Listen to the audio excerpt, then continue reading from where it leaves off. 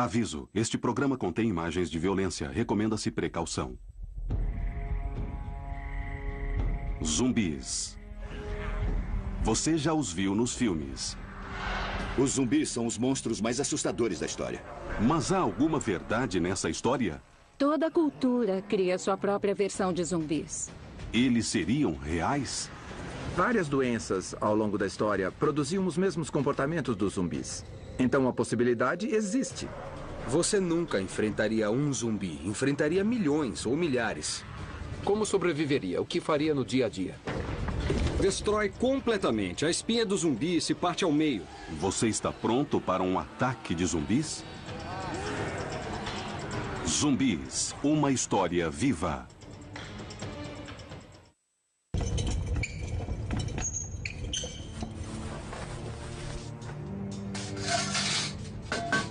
A morte é o maior temor do homem. Mas há algo ainda mais aterrorizante. Quando os mortos voltam à vida e se tornam nosso pior pesadelo. Um zumbi.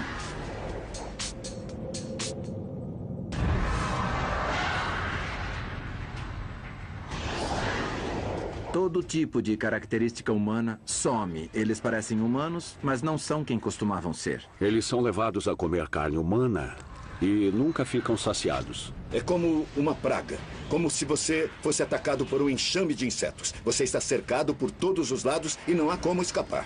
Eles são tudo o que mais tememos. O que realmente assusta é que não é apenas um zumbi, é um grupo. Você não pode fugir e nem matar todos eles. A ideia de que o perseguem simplesmente é porque você tem um coração vivo. Isso é absolutamente aterrorizante. Os zumbis nos mostram uma realidade terrível, com a possibilidade não apenas de nossa própria morte, mas da morte de toda a civilização. Todos os outros monstros tentam destruir os seres humanos. Os zumbis vêm atrás de toda a raça humana.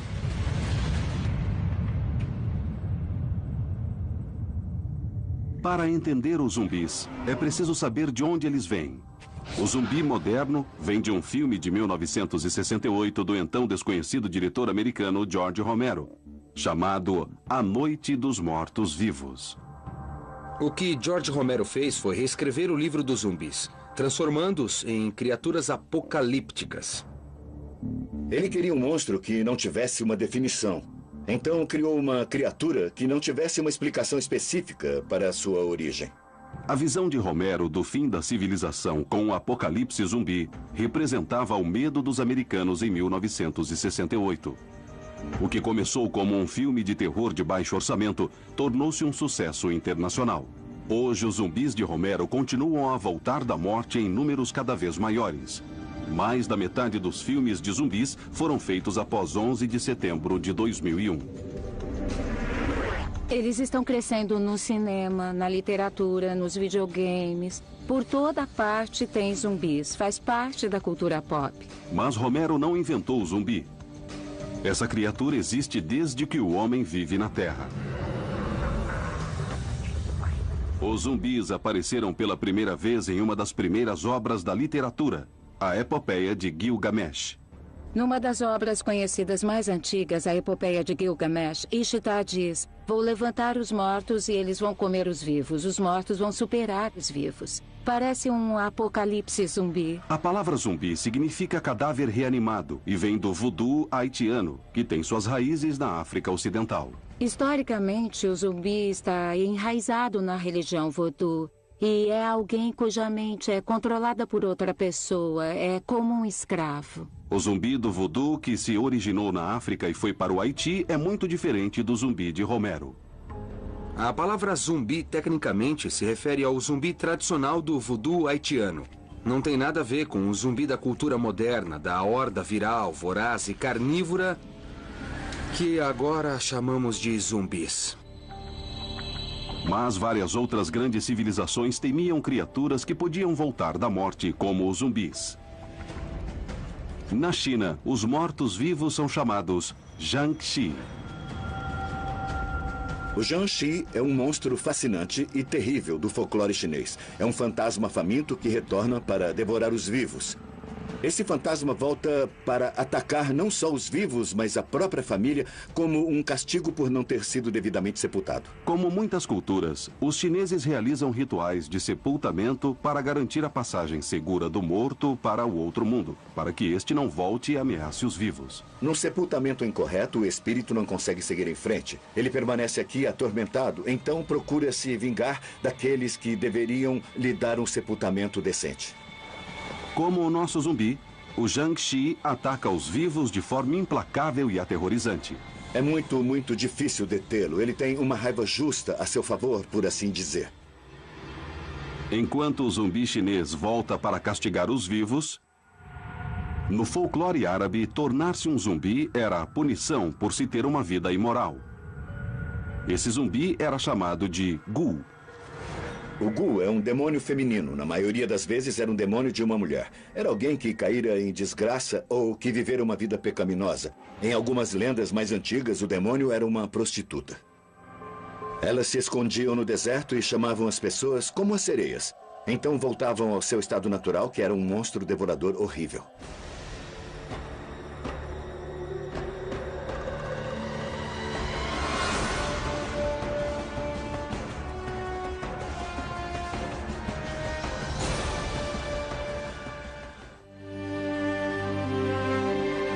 Era uma criatura tão convincente que a palavra Ghoul tornou-se o nome do zumbi de Romero em A Noite dos Mortos-Vivos.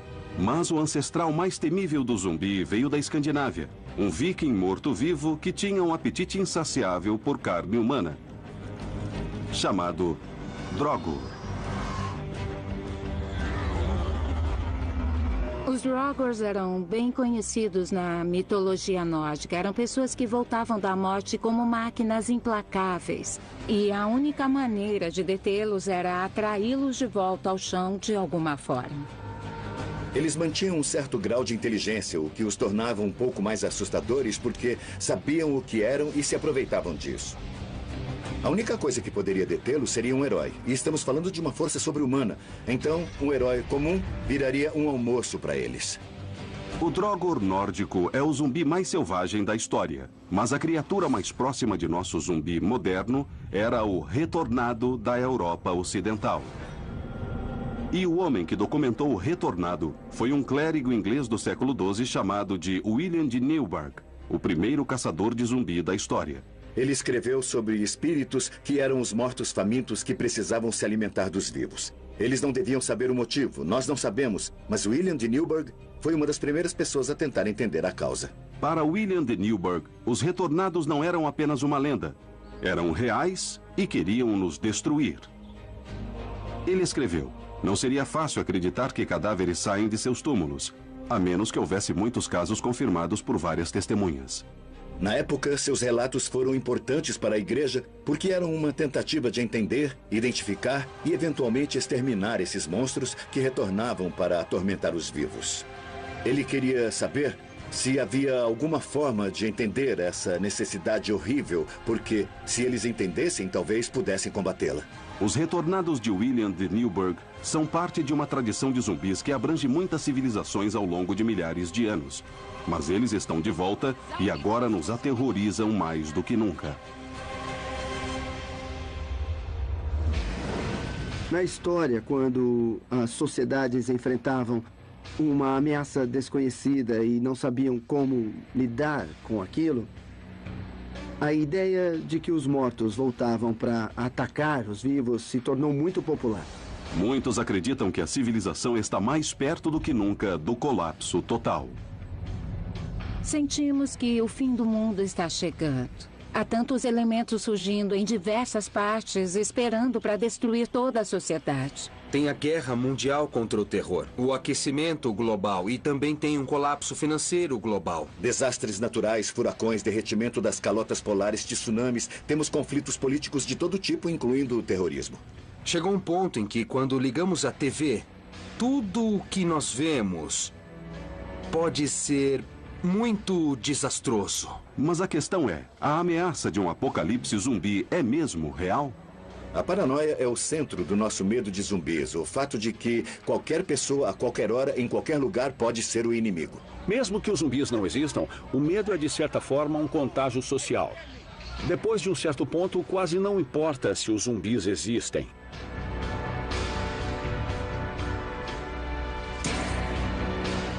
A nossa sobrevivência como espécie pode estar em risco, pois os zumbis voltaram e estão mais perto do que você imagina.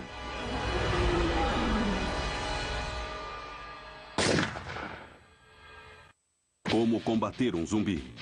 Esta é uma katana, a arma do samurai. E provavelmente a espada mais famosa da história de combate. Os samurais treinavam a vida inteira para aperfeiçoar a técnica com esta arma. Infelizmente, a maioria de nós aprende a usar esta arma assistindo a filmes de samurai, o que é um bom modo de se cortar. A melhor opção pode ser o facão. É barato e fácil de encontrar. Essa arma também é usada para abrir trilhas, mas infelizmente, o medo não é uma coisa que os mortos-vivos costumam sentir. Para entender os zumbis, é preciso começar pelo final, com a morte.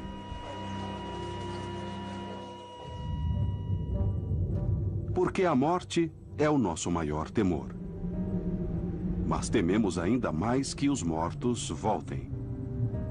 Não importa onde você esteja, nem sua cultura ou de que período seja, todos nós entendemos a morte. Todo mundo morre, todo mundo vai morrer e todos nós temos medo da morte. E nosso medo dos mortos é muito prático, porque os cadáveres são prejudiciais à saúde. O que acontece com os corpos depois que morrem não é nenhum mistério. Cadáveres expostos ao ambiente podem contaminar o sistema de água e vários tipos de doenças podem surgir por conta disso. O corpo de uma pessoa pode ser dividido em mais de 400 diferentes tipos de produtos químicos, alguns dos quais são muito aromáticos. Talvez já tenha ouvido falar do cheiro da morte. É um cheiro que nunca se esquece. Dada a realidade grotesca dos cadáveres, os seres humanos aprenderam a se desfazer rapidamente de seus mortos. Um dos primeiros exemplos de enterro da história foi encontrado em Pontenude Cave, no país de Gales, onde restos mortais foram sepultados há mais de 225 mil anos. Nós começamos a enterrar os mortos com um certo grau de cuidado, respeitando o fato de que estavam vivos e também respeitando o seu potencial como ameaça aos vivos. E essa foi a base da civilização. As civilizações desenvolveram rituais fúnebres para oferecer um tratamento adequado aos mortos e para garantir que não voltariam. Túmulos subterrâneos com um enterro em caixões fechados e lacrados eram uma forma de garantir que os mortos ficariam com os mortos e não voltariam para nós de uma forma que não gostaríamos.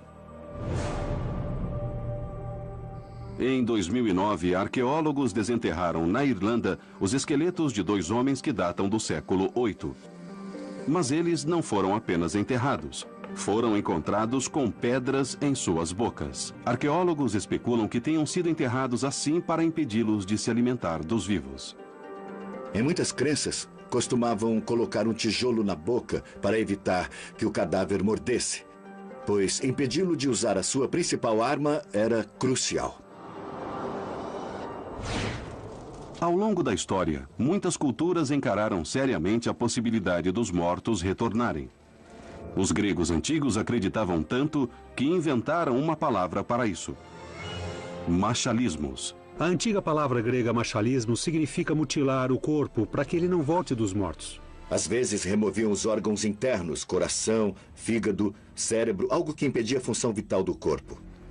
Muitos desses rituais permaneceram e também foram passados de uma cultura para outra.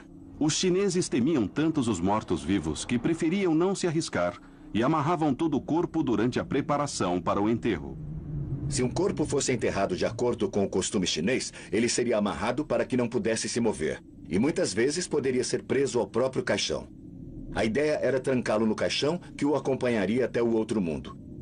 As amarras, se feitas corretamente, mantinham o corpo dentro do caixão e, se o menor erro fosse cometido, surgiria um monstro que só poderia ser detido por uma combinação de ritual, magia e força. Nas tradições nórdicas, Em vez de amarrar o cadáver, foram criados rituais para confundir os mortos.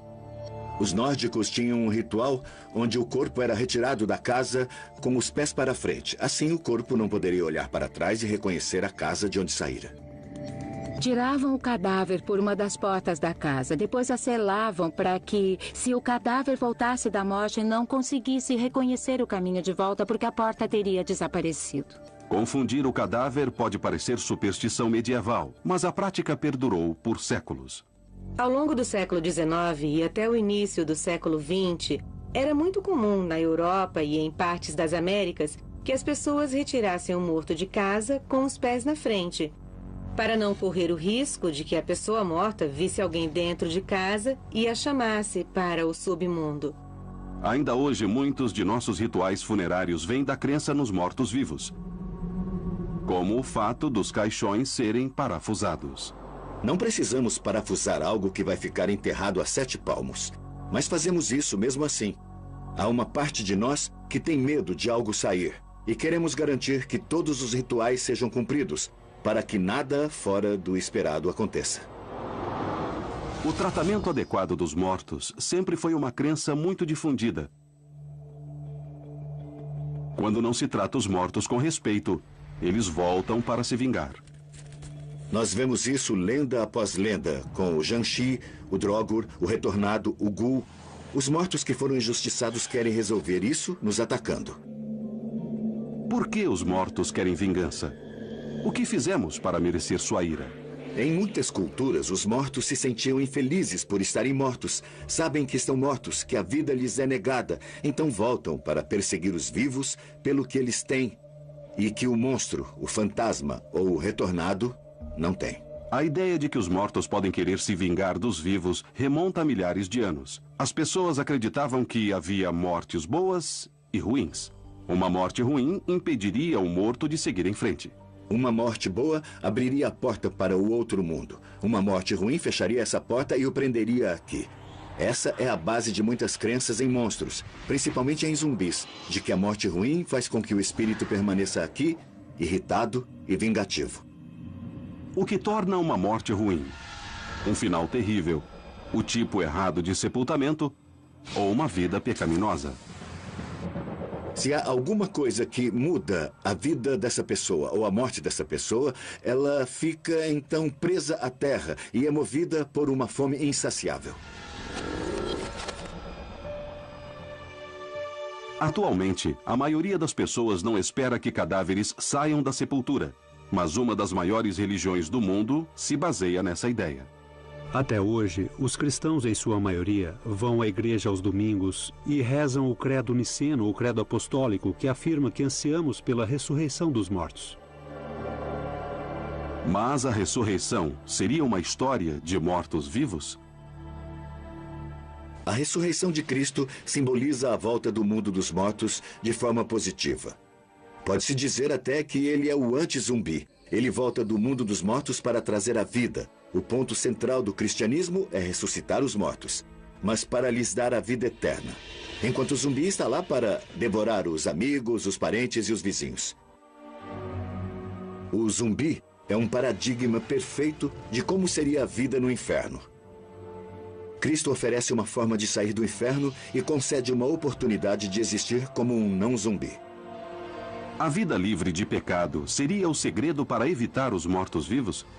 E um dos maiores pecados da humanidade, o canibalismo, seria a chave para entender os zumbis? Como combater um zumbi? Essa arma ameaçadora é a massa medieval.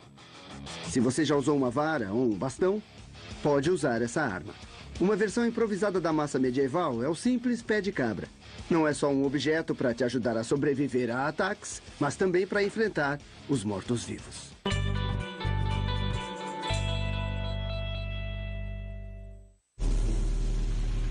Após sair da sepultura, James! o zumbi só tem uma coisa em mente: James! buscar comida. Socorro! Alguém me ajude! O que aconteceu? Ele foi mordido. E só há uma opção no cardápio. Atenção, suspeito está ferido e acaba de deixar o hospital.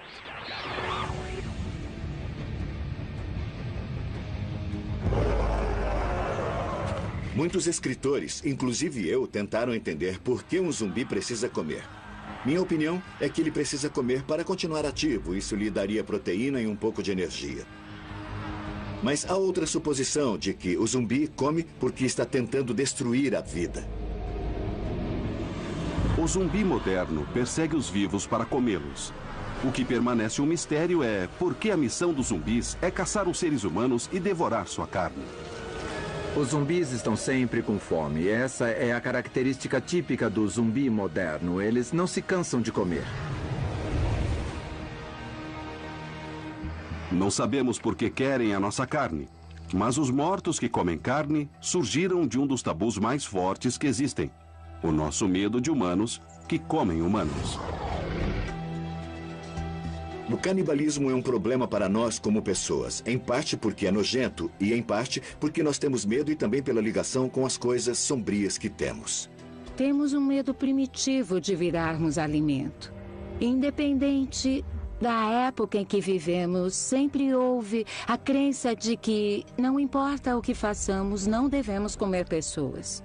Nós não temos os dentes caninos, nem as garras para destroçar uma pessoa de forma eficaz. Assim, no nível grotesco, tudo que temos são pessoas comendo pessoas. Há relatos de canibalismo ao longo de toda a história, incluindo os antigos mitos gregos. O deus todo-poderoso Cronos comeu seu filho primogênito para impedi-lo de tomar o trono. Cronos destronou o próprio pai para dominar o mundo. Então ele foi bem esperto e pensou que os filhos tentariam fazer o mesmo com ele. Mas para evitar isso, ele os comeu. Cronos comeu seus 5 primeiros filhos. Quando Zeus nasceu, a mãe escondeu o bebê. Mais tarde, Zeus voltou para matar o pai. A moral da história é clara: o canibalismo não pode ser tolerado, especialmente quando se trata de membros de sua própria família. A mensagem por trás do canibalismo na mitologia grega nunca é positiva. No fim, você sempre é devorado, literalmente. O canibalismo não acontece apenas nos mitos, mas em fatos reais também. A maioria das sociedades o proíbe, mas quando as pessoas comem conhecidos, isso viola um instinto humano ainda mais profundo.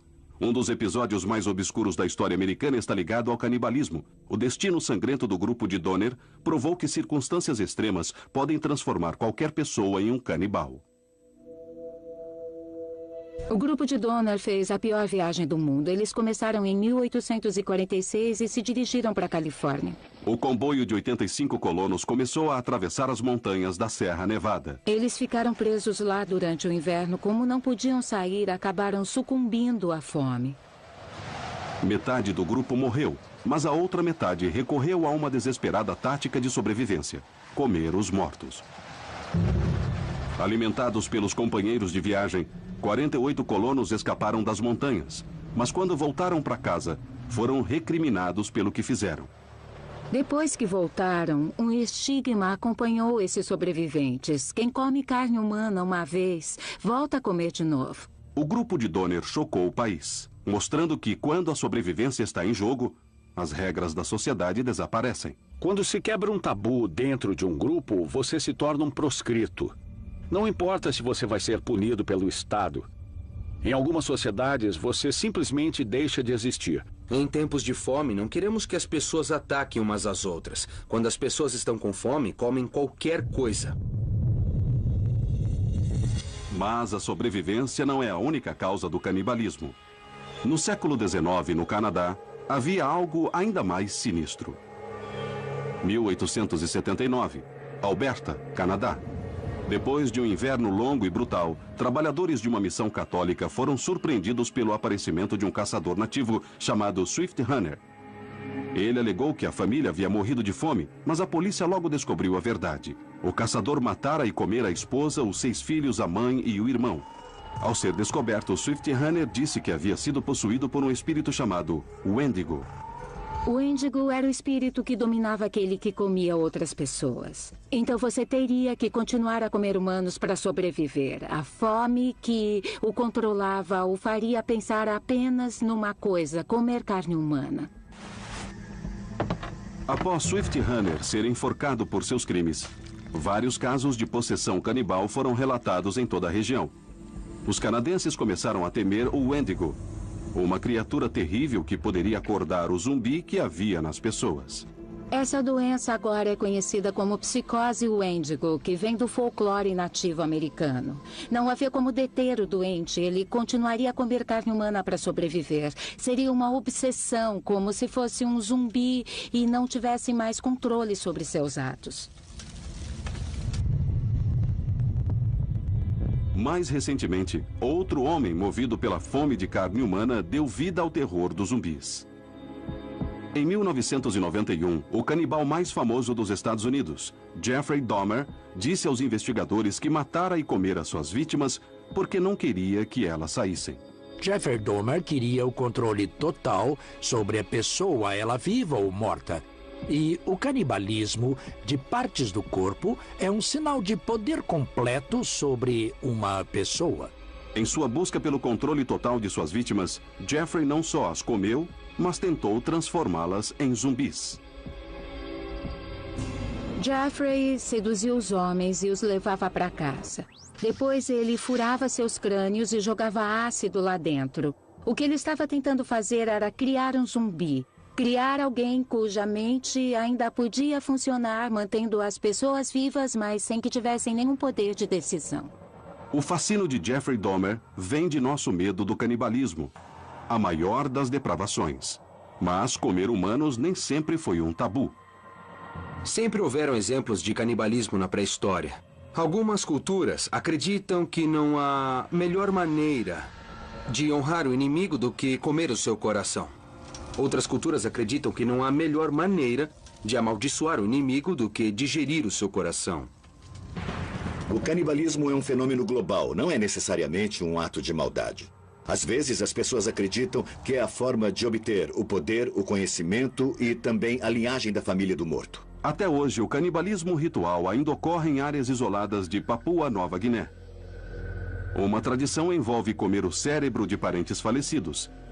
Mas na década de 50, essa prática levou ao surgimento de uma misteriosa epidemia.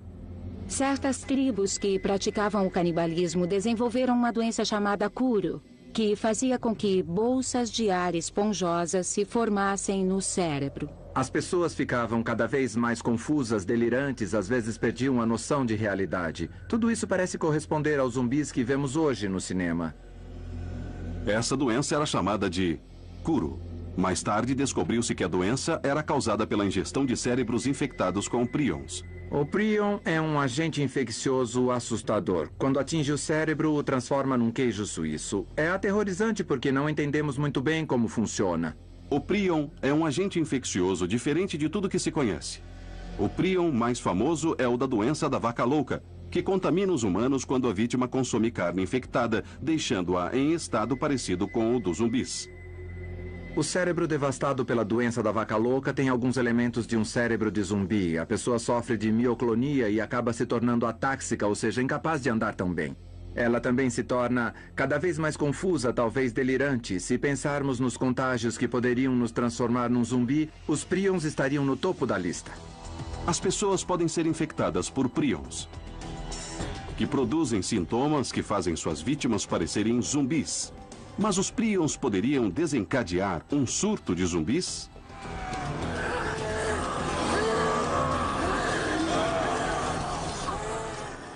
Como combater um zumbi?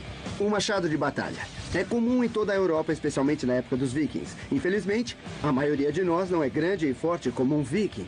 Mas basta um golpe e o zumbi já era. A melhor opção pode ser a boa e velha pá. Os soldados costumavam afiar as bordas. Ela pode ser usada como um machado ou empunhada como uma lança. Perfeita para combater zumbis. Aqui é Tissa Farrell, diretamente para o Jornal da Noite. Pelo que se sabe, todos os presos mortos retornaram à vida e... Não! Os zumbis querem nos comer. Mas eles também têm outra missão: nos infectar.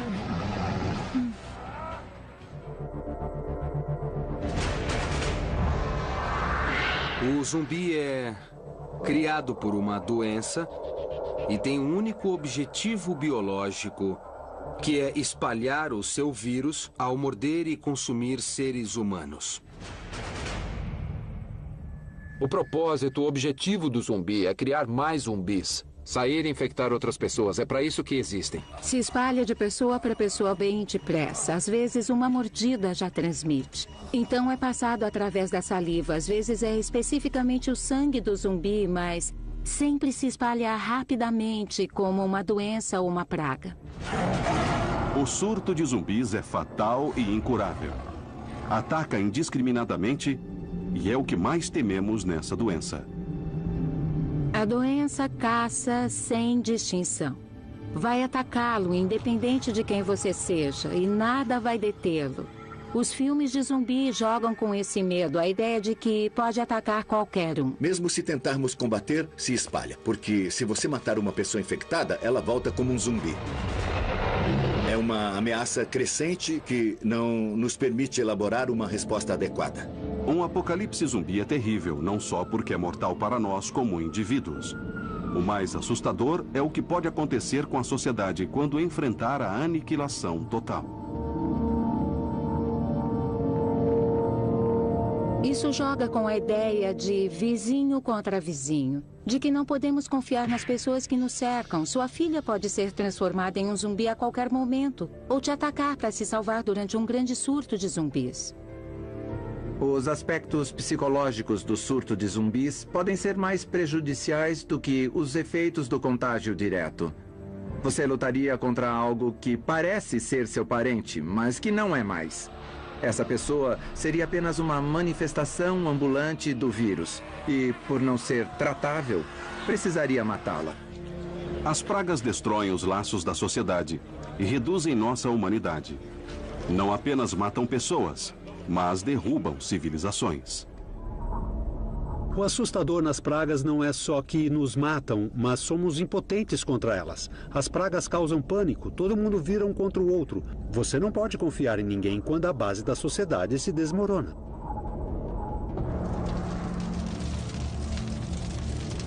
A história já demonstrou os efeitos apocalípticos das pragas. No século XIV, uma bactéria se espalhou da Ásia para a Europa, matando 1/3 da população em menos de 2 anos.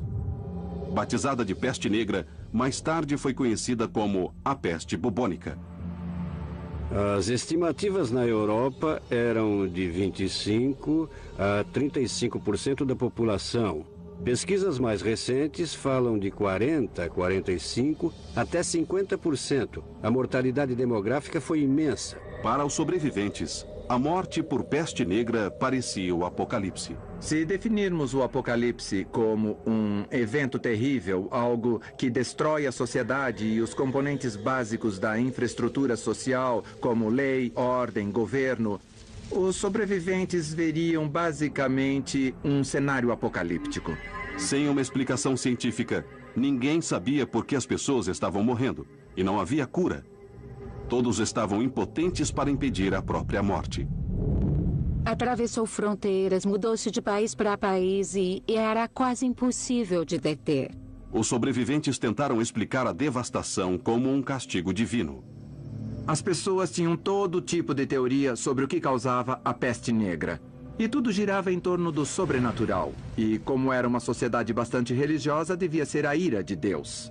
Recorreram ao arrependimento, mas suas preces ficaram sem resposta.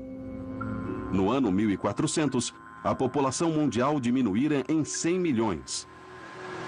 Como um apocalipse zumbi, a peste negra era incompreensível e sua destruição era absoluta. Se você quiser um bom exemplo de como seria um apocalipse zumbi, uma boa referência é a peste negra. As pragas não são assustadoras apenas porque podem nos matar, mas também pelos transtornos que causam, pois podem desintegrar toda a atmosfera cultural. Em 1918, surgiu uma praga ainda mais mortal que se espalhou pelo mundo todo, matando cerca de 50 milhões de pessoas em menos de 3 anos. Foi chamada de gripe espanhola. Era a primeira aparição do temido vírus H1N1. Provavelmente matou mais pessoas em um curto período de tempo do que qualquer outro surto, incluindo a peste bubônica. Matou mais soldados americanos na Primeira Guerra Mundial do que os próprios combates. A pandemia de gripe de 1918 foi especialmente apavorante porque, ao contrário da maioria das doenças, não atacava os mais fracos. O peculiar nesta versão da gripe foi o impacto sobre as pessoas no auge de suas vidas. Normalmente, os surtos de gripe afetam as crianças muito novas e os idosos que estão mais suscetíveis. Mas neste caso em particular, os jovens foram afetados em grande número. Novamente, uma praga misteriosa devorava as pessoas e as sociedades em grande escala. Mas a gripe não foi a única responsável. O mundo, cada vez mais global, ajudou a doença a se espalhar rapidamente. Houve uma espécie de ocasião perfeita no início do século XX. Tínhamos acabado de terminar a Primeira Guerra Mundial e a infraestrutura das sociedades desenvolvidas havia sido destruída. Ao mesmo tempo, muitas pessoas viajavam ao redor do mundo mais facilmente do que nunca. Todas essas coisas se combinaram e a gripe espanhola basicamente se aproveitou disso. Além de derrubar tudo o que se sabia sobre medicina, o fato de ser apenas uma gripe foi tão assustador porque foi subestimada. Inicialmente, as pessoas diziam: é uma gripe, não vai matar ninguém. A gente não precisa alertar o governo nem declarar estado de emergência por causa de uma gripe, por favor. Acho que muitas pessoas reagiram da mesma forma a um surto de zumbis. A pandemia de gripe espanhola nos mostra como poderia ser um apocalipse zumbi. Fique tranquilo. Em sua primeira resposta aos zumbis, os governos vão estragar tudo. Provavelmente vão tentar tranquilizar o público, porque o que os governos mais temem é o pânico social.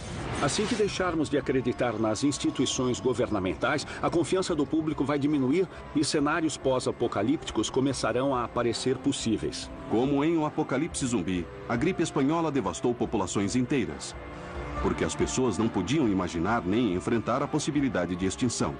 E o que é pior, em tempos de negação, as pandemias podem se transformar rapidamente em pânico. Em todos os casos de pragas, há um estágio de negação, que então se transforma em pânico em massa. Com as pragas que sofremos no passado, sempre houve uma sensação de pânico ou incerteza. Em grande parte porque as pessoas não sabiam a causa daquilo. E até saberem qual era, havia várias teorias malucas de conspiração. Outras potenciais pandemias nos fizeram temer um apocalipse global. A SARS, a doença da vaca louca, o vírus do Nilo Ocidental. Todas menos perigosas do que se temia inicialmente e que ajudaram a nos preparar para o próximo e talvez mais aterrorizante surto. Houve o vírus do Nilo Ocidental, o H1N1, o vírus da SARS, a doença da vaca louca. Tudo isso surgiu aparentemente do nada. Chamaram muita atenção e, por causa disso, aprendemos a reconhecer os primeiros sinais de alerta e distingui-los de todas as outras coisas que deixam as pessoas doentes. E isso é essencial para o reconhecimento inicial de um surto de zumbis. Os cientistas começaram a usar o modelo de um surto de zumbi para estudar as pandemias. E suas conclusões não são exatamente reconfortantes. Um grupo de biomatemáticos da Universidade Carleton, no Canadá, que estuda pandemias, criou um modelo de programação linear para ver o que aconteceria se de fato houvesse zumbis. E a conclusão foi bem extrema. A menos que os zumbis fossem eliminados num estágio inicial de desenvolvimento, a civilização humana como a conhecemos seria exterminada. A ciência pode nos salvar? Quando se trata de doenças, parece ser nossa melhor esperança. Mas e se a ciência não for o suficiente? Como combater um zumbi? Enfrentar um zumbi completamente desarmado é o combate mais perigoso que você pode encontrar. Esse zumbi que temos aqui é bem alto. Então, o que eu posso fazer é atacar as pernas. Quando o seu oponente atacar, você cai no chão, prende a parte de trás da perna dele e empurra a canela dele com o ombro. Dessa forma, você tem a chance de escapar ou acabar com ele com um pisão na cabeça.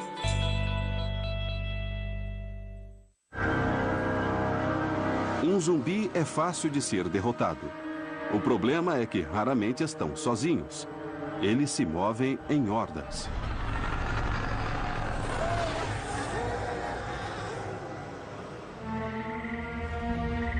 Qualquer pessoa pode enfrentar um zumbi. Você pode comer enquanto luta com um deles. Então um zumbi não é problema. 5 zumbis não é problema. Mas uma horda de zumbis é encrenca na certa. Os zumbis andam lentamente, mas nunca param de avançar. E o que é pior, se multiplicam sem parar. Uma horda de zumbis é poderosa por causa da quantidade. São ilimitados, uma massa de mortos. Há tantos que parece um exército reunido. Matá-los é inútil, pois já estão mortos. E o que lhes falta em velocidade, eles compensam em persistência. Os zumbis são incansáveis. Não têm pernas e continuam vindo. Não têm pé e continuam andando. Não têm mãos e continuam avançando. Só precisam conseguir nos pegar e morder. O choque de uma invasão de zumbis não é causado apenas pela quantidade de mortos-vivos, nem por serem incansáveis, mas porque eles nos cercam, impedindo qualquer fuga. A primeira reação das pessoas é procurar um lugar para se trancar, assim os zumbis não vão pegá-las. O problema disso é que ficam num quarto sem comida nem água, com os suprimentos limitados na melhor das hipóteses. O cerco é um tema comum em todos os filmes de zumbis. A horda avança e cerca um grupo de heróis que se refugia para tentar se defender. O cerco tem sido usado com muito sucesso ao longo da história, dos visigodos aos mongóis e nazistas. É uma guerra de desgaste. Mas quando os zumbis atacam, o cerco é com certeza ainda melhor, porque é um inimigo que não vai ficar sem recursos. E que não vai embora nem desistir da luta. Numa guerra de desgaste, o zumbi vai vencer. A horda implacável provoca uma ansiedade profunda e antiga. O medo de ficar em menor número, ser cercado e destruído. Se voltarmos no tempo até a origem dos seres humanos, ao que chamamos de homens das cavernas, eles eram chamados assim por uma razão. Havia 3 paredes de pedra e uma abertura. Eles se refugiavam no local em que se sentiam seguros e que mantivesse tudo o que era ruim lá fora. Ao longo da história humana, sempre existiu o medo da horda. Quando você e seu grupo formarem uma civilização, na próxima colina, provavelmente haverá outras pessoas que não fizeram nada disso. Estarão famintos, desesperados e tentarão tirar tudo de vocês. Porque isso já aconteceu. A história humana está repleta de cadáveres de civilizações mortas que caíram quando uma horda invadiu a cidade.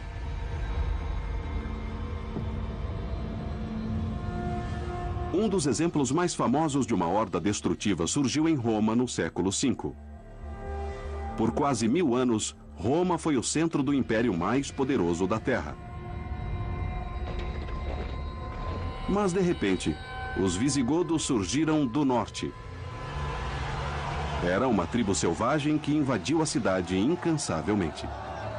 Os romanos ficaram aterrorizados com os visigodos. De repente estavam cercados por esses bárbaros selvagens que estavam prestes a invadir seus locais mais sagrados e saquear a cidade. Era o fim da civilização que conheciam. Em 2 anos, os visigodos conseguiram controlar Roma. A cidade eterna não existia mais.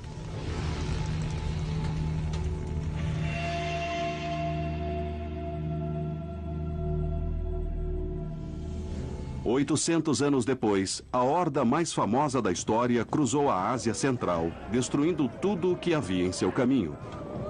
Na verdade, a palavra horda vem dos mongóis. Eles acrescentaram uma nova brutalidade à guerra, fervendo e esmagando as vítimas e catapultando suas cabeças decepadas. Qualquer exército invasor é aterrorizante, mas há um motivo para citarmos em especial os mongóis. Eles saqueavam, comiam os prisioneiros e utilizavam táticas muito violentas. Algumas vezes enfrentamos uma ameaça avassaladora, algo tão grande e poderoso que nos assusta e até nos separa de nosso próprio grupo de proteção. A horda mongol é um exemplo perfeito da tática de choque, pois são tantos e tão rápidos que não existe uma defesa adequada. Em meados do século XIII, a horda mongol invadiu a cidade de Bagdá. e destruiu a joia do Império Islâmico. A cidade que fora deslumbrante permaneceu em ruínas por vários séculos. Falamos do saque de Roma em 410 ou do saque de Bagdá realizado pelos mongóis, que acabou com a Era de Ouro Islâmica. Isso está embutido em nossa psique. Tudo o que construímos pode ser destruído por uma horda. Muitos filmes de zumbi retratam uma cidade sitiada por um exército implacável. Esse cenário foi visto há pouco tempo durante a Segunda Guerra Mundial. Desta vez, a horda era o nazismo. Quando falamos do apocalipse zumbi, temos a tendência de pensar que é algo abstrato. Mas, na verdade, já vimos isso em vários lugares do mundo. Um bom exemplo é o cerco de Leningrado. Leningrado, 1941. Milhares de soldados nazistas cercaram a capital cultural soviética, provocando um dos mais longos e mortais cercos da história. As batalhas duraram cerca de 900 dias e milhares morreram de fome nas ruas. Foi chamada de cidade heróica e os cidadãos eram mesmo heróis, mas sempre havia um comerciante do mercado negro que podia lhe vender um bolo de carne. Nunca admitiram que houve canibalismo em Leningrado e nunca ninguém perguntou de onde vinha a carne. Todos estavam em guerra. Havia assassinato constante, canibalismo, todo tipo de situação horrível.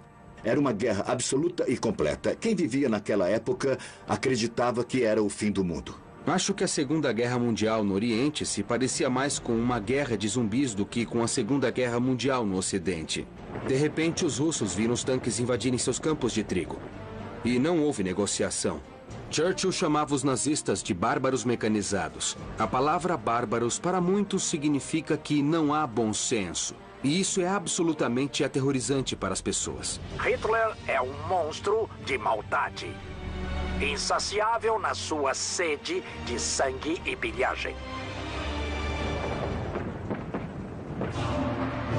Diferente de outros inimigos militares, a invasão da horda sempre representou uma crueldade mais aterrorizante. Uma força que não para enquanto não atingir a destruição total. Mas hoje o inimigo é ainda mais assustador, pois não se parece um exército. Nós os conhecemos como terroristas. Acho que o governo de Bush lidou com a noção de zumbis de forma bem sucinta ao descrever os terroristas. Não havia nenhuma forma de negociar. Eles nos seguiram até em casa como os zumbis e não havia como detê-los, a não ser destruí-los.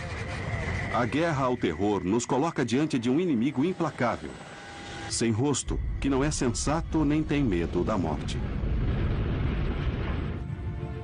Enfrentar um zumbi é exatamente como enfrentar a guerra contra o terror, porque você não enfrenta um estado, um país ou um grupo de pessoas em particular. Em essência, você enfrenta uma ideologia.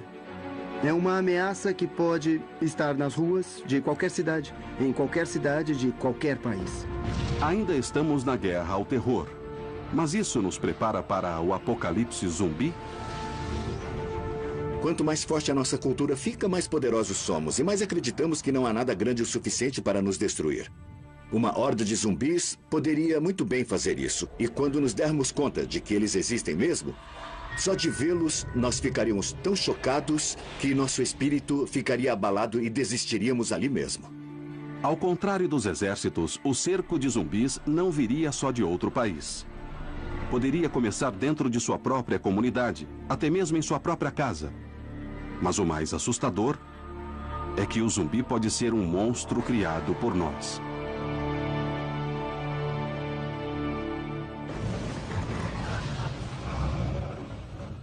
Como combater um zumbi?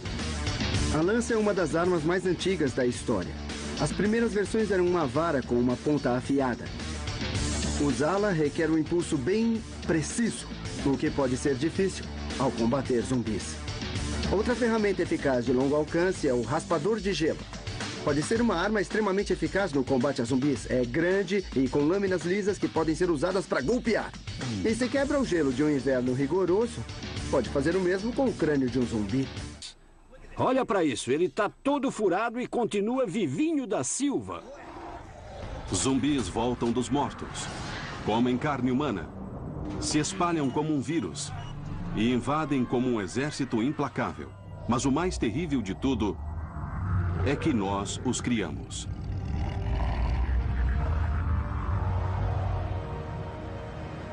Em muitas ficções, vemos que os seres humanos são a causa do surto de zumbis. É uma guerra biológica, é algo que nós criamos. Podemos ser responsáveis por trazer os zumbis à vida, às vezes acidentalmente. Muitas vezes os zumbis são criados de forma não intencional, mas sim num acidente num laboratório secreto do governo. Em muitas histórias, seres humanos tentam utilizar o poder da natureza para seus próprios fins. Mas a tecnologia que criamos acaba desencadeando uma força destrutiva que nos consome num apocalipse zumbi. No fundo, há sempre essa ideia de que nós fizemos algo com a radiação, a engenharia genética, armas de bioterrorismo, alguma coisa assim. Nós é que fizemos algo para desencadear isso. Há o temor de que, ao lidar com a ciência, acabamos fazendo algo para manipular nosso próprio destino e criamos esses bugs, por assim dizer, que provocam o nosso fim.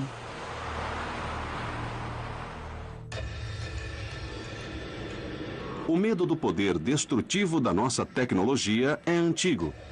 Na mitologia grega, Prometeu roubou o fogo de Zeus e o entregou à humanidade.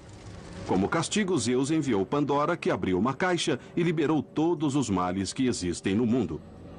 O mito de Prometeu é a história de alguém que vai longe demais e rouba o fogo dos deuses e é punido por isso. E o mito dos zumbis se encaixa totalmente nisso. É o nosso medo de criar algo que vai nos destruir. A moral do mito de Prometeu é que a tecnologia pode ser perigosa e nos destruir. Em versões posteriores do mito, Prometeu forja a raça humana a partir do barro. Depois lhe entrega o fogo. Zeus castiga Prometeu acorrentando-o a uma rocha onde uma águia vem se alimentar de sua carne. São contos de advertência sobre o homem que tenta agir como Deus. Ele não deve tentar criar seu próprio animal e, em última análise, o que está morto deve continuar morto. No mito de Prometeu, o homem brinca de Deus e é devorado. No folclore judaico, há outra história de como uma criação do homem pode se virar contra ele. É o famoso conto do Golem.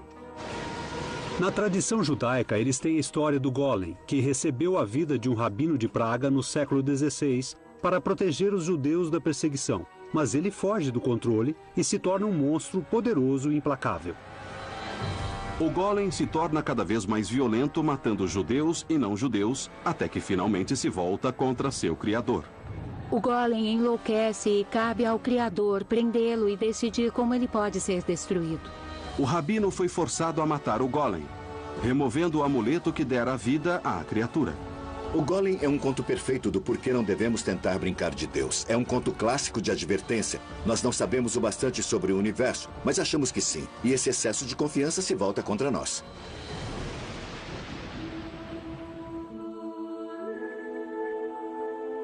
Em 1816, Mary Shelley escreveu um conto de advertência sobre o potencial destrutivo da tecnologia. Ela criou o zumbi mais famoso da história, o monstro do Dr. Frankenstein. O subtítulo do livro era O Prometeu Moderno. Outra história sobre o que acontece quando os humanos tentam brincar de Deus. Mary Shelley escreveu Frankenstein numa época de grande inovação científica. Era um desafio ao modo como as pessoas se relacionavam com Deus, com o conhecimento e com o que era possível e impossível. Temia-se que estivéssemos manipulando a natureza de uma forma que era ruim, não boa. Shelley se inspirou na história de Prometeu, em que humanos eram feitos de barro. Mas em sua história, o Dr. Frankenstein dá vida aos mortos. Ele constrói um monstro, costurando pedaços de cadáveres. O Dr. Frankenstein dá vida ao monstro através do choque elétrico de um relâmpago chamado de galvanização. A galvanização é uma teoria que surgiu no fim do século XVIII de que se você aplicar uma carga elétrica a um cadáver, ele será reanimado.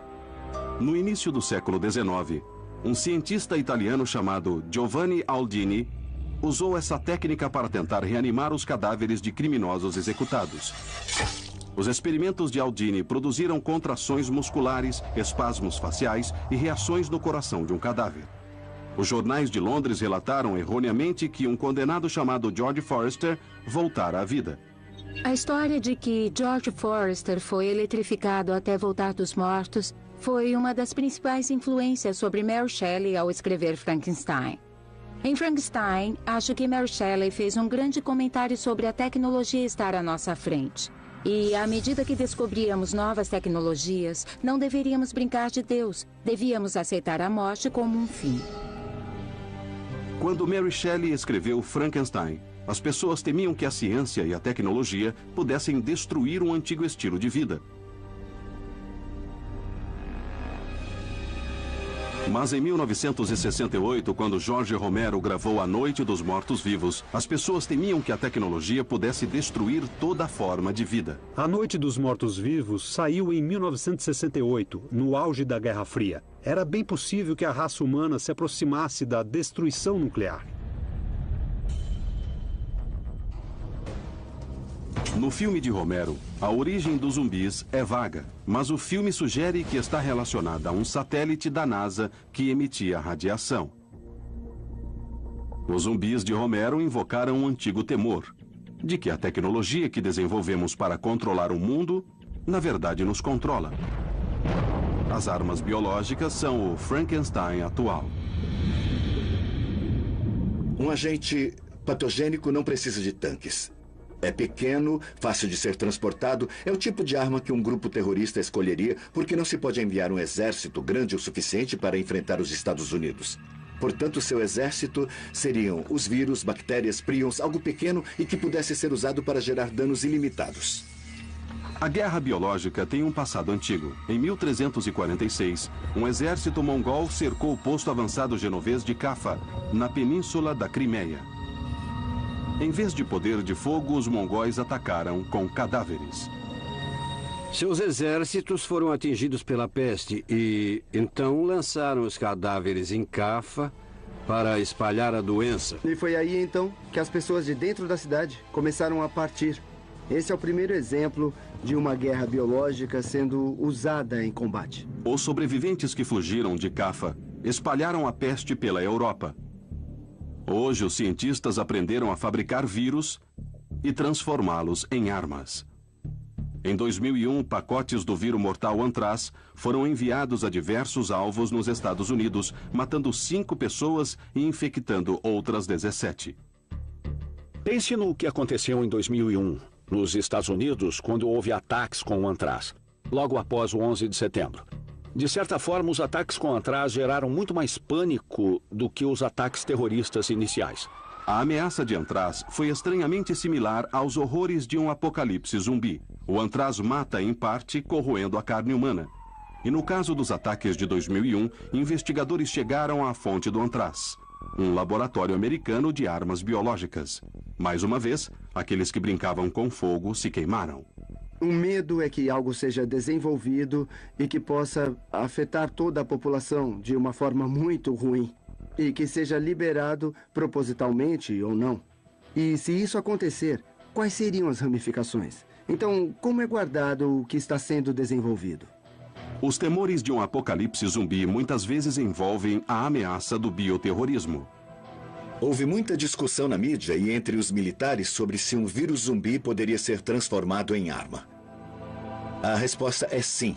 Há uma série de diferentes patógenos, parasitas ou combinações de doenças que pode ser transformada em arma e criar um surto de zumbis.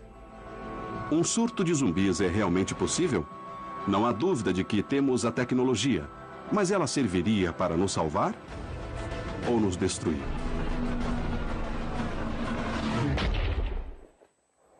Como combater um zumbi? Os militares e policiais costumam aprender a atirar no centro do corpo. Tem muitos órgãos vitais na parte superior do corpo humano.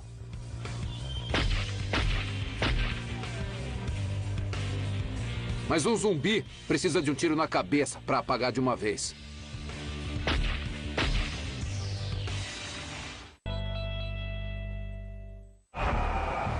Casos semelhantes estão ocorrendo por toda a cidade. A situação aqui está cada vez pior. Há zumbis por toda parte. Nos quadrinhos, na TV, no cinema. Mas e se eles realmente existirem?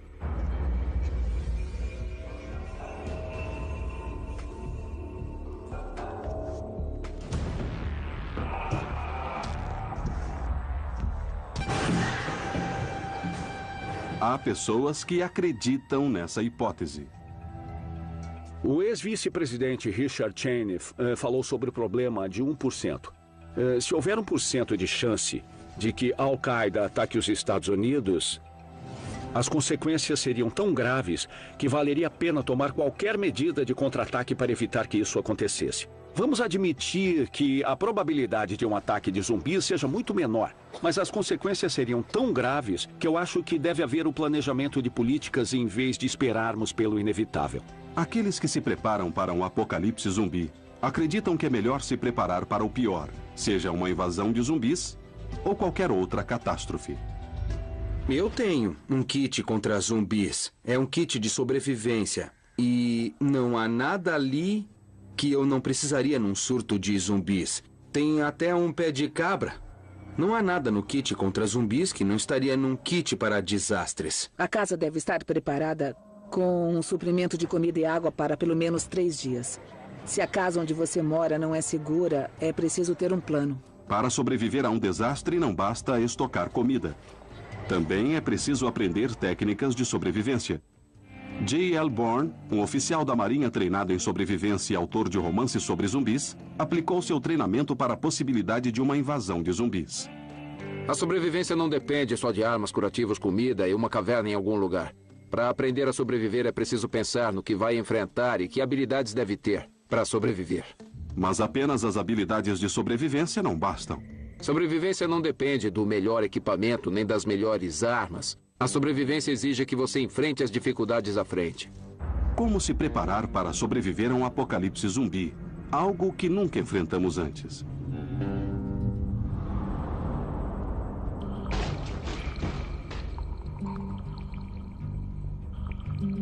A cultura popular mostra que fugir geralmente é a melhor opção. Basta pegar sua bolsa, sua arma, seu equipamento, correr para áreas desertas e se tornar um nômade. Mas eu digo que fugir deve ser um de seus últimos recursos. É melhor ficar no lugar o máximo possível. Se você vai ficar parado, então deve estar preparado para transformar sua casa em uma fortaleza. Para fortificar uma casa comum, você pode ir a uma loja de ferragens, comprar algumas pranchas de compensado e se preparar como se fosse enfrentar um furacão, impedindo que as janelas se quebrem. Especialistas em sobrevivência equipam a casa para se defender. Mas quando tudo falha e precisam enfrentar a vastidão pós-apocalíptica, eles partem. É o último recurso de sobrevivência. E por uma boa razão, é preciso deixar tudo para trás. Se eu tiver que fugir, eu levaria alguns desses itens comigo. Primeiro, a água. A comida é a segunda coisa mais importante. Eu também levaria um kit médico e um espelho sinalizador. Eu poderia usar um acendedor se a lanterna falhasse e também carregaria um item de segurança. Uma forma de me proteger das ameaças que pudesse encontrar. Então eu levaria uma arma de fogo. A prioridade seria levar coisas leves, porque gramas viram quilos e quilos levam a dor. Ao fugir, o único meio de transporte pode ser a pé. Você acha que pode andar 40 km por dia carregando uma mala durante um apocalipse zumbi? Está totalmente enganado. Sem torres de celular, GPS ou mapas, como saber para onde ir? Você pode desperdiçar muitas calorias indo na direção errada. Então, saber a direção é super importante. Você pode usar a bússola ou o sol. Algumas pessoas preferem usar a vegetação ou musgos que crescem em árvores. Você pode saber a direção utilizando um dos meios urbanos de navegação. Olhe para as antenas parabólicas no telhado das casas que costumam apontar para o sul. Depois de descobrir como navegar no deserto pós-apocalíptico, os objetivos são extremamente básicos. No topo da minha lista de prioridades, ao fugir de zumbis, estaria uma fonte de água. Ia querer encontrar um lugar para encher a minha garrafa d'água e purificá-la. Depois viria a comida. Eu poderia encontrar um pouco de comida no mercado abandonado, mas esse não deve ser o plano, porque provavelmente já teriam sumido. Acredito que o melhor plano seria a caça. E se a caça não fosse abundante? Às vezes, sobreviver em um cenário apocalíptico exige as habilidades de um pioneiro. Em outras, a destreza de um insurgente. Eu ficaria de olho em casas abandonadas onde pudesse encontrar comida. Ao se aproximar de uma casa, deve-se ter muito cuidado. É preciso se certificar de que ela está abandonada ou se comunicar com as pessoas de dentro para que saibam que você não é hostil. Lá dentro, a missão é simples.